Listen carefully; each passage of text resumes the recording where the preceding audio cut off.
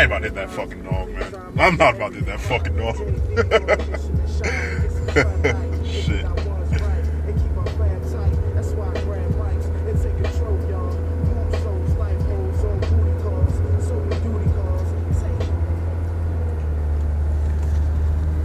I want to do this video because I kind of had a message for some of y'all. Some of y'all who insist on living in the stone age of fitness training. I want to tell y'all, you know those body part splits that your beloved deity Arnold and later your second beloved deity Z's, whatever you want to call them, made popular. Y'all need to stop doing that body part split shit and then talking to me and asking me questions why your lifts aren't getting anywhere. The lifts aren't getting any higher.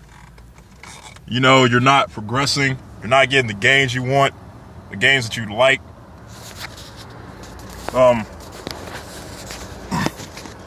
See, ladies and gentlemen, the thing about body part splits is that the stimuli is not present, okay? Well, it's present, but it's not present in enough frequency. You're not doing it often enough to elicit enough of a response from the movements that you're doing. Let's look at how a typical body part split will be set up, right?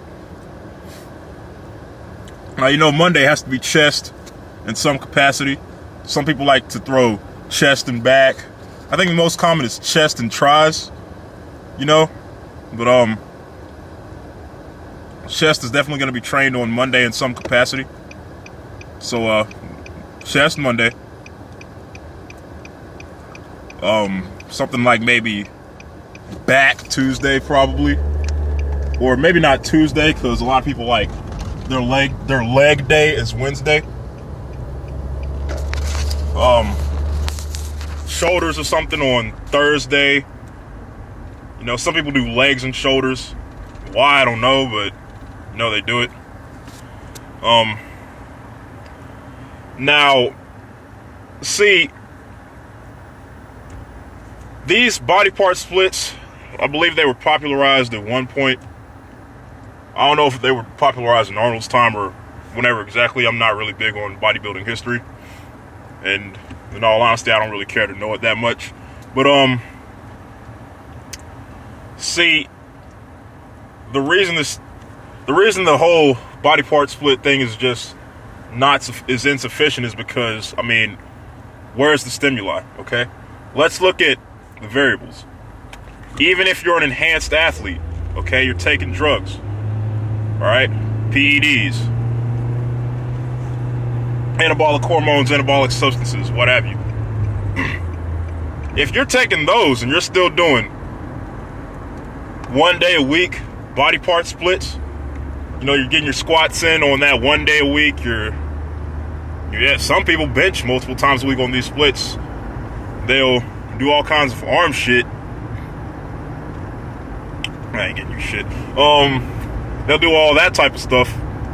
And then they'll send me a private message on YouTube or Facebook or bodybuilding.com or on the Goon Squad forums asking me this bullshit about, oh, my legs are not getting stronger, or my legs are not getting bigger. How do you get your legs so big? Or how's your chest so big? Or how are you? How's your weighted pull up? How's your weighted dip so high? Okay, like I'm sure you get the gist of what I'm saying. Okay, these guys want to talk to me and ask why my such and such is so low, or why I have something that's so high. The reason my lifts are where they are is because of how I train, okay? Anybody who's read my training logs, anybody who has followed my training in any capacity knows that I don't just train a muscle group once a week. Now, I might train a movement once a week, okay? Front squatting and back squatting, I do those once a week. However, I make sure that those same muscle fibers that I'm training in those movements are being emphasized multiple times in a week. So I'm not just training my legs. I'm not just squatting on Monday and then just calling it that for the week. And this is very true during the rugby season or any athletic season, because then I have to factor in harder conditioning, or even preseason conditioning leading up to an athletic competition, which for me starts next week. That's when I have the sled work in there. That's when I have a little bit more interval type running, some fartlek running I'm doing in there. Okay, so the muscle fibers in my legs could be stimulated up to 4 or 5 times in a week, sometimes 6 if I'm looking at a game. Okay. Now, for people who know about my background and training, anybody who's followed some of my old posts on bodybuilding.com and asked me for advice or personal training, you will know. You knew then, back when I was a major poster in the teen bodybuilding section, that I was a big advocate of frequent training as opposed to a great massive training in one day. And along with this video, I'm going to upload an older video where I was talking about uniting frequency and volume in great mass to create a suitable program designed to improve your work capacity. Now, the thing is, the evidence is there. Okay, the research and the literature is there. All this is there, even the anecdotal evidence. Okay, even the personal experience. All right, it's all there. That would convince anyone to believe that training more often is greater than training something once a week. Because if you're exposing something to a stimuli multiple times, you're giving it more of a reason to grow. Okay? You're going to give it, since you're training something more often, your body's going to adapt to it sooner, which isn't always a bad thing. If you're tired of getting sore during, say, your squat day, I'm not even going to say leg day because that's just kind of a dumb term, but whatever.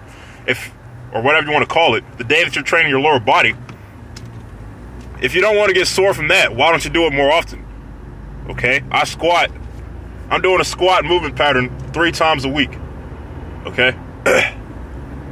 Back squat Monday, front squat Wednesday, rear foot elevated split squat on Friday.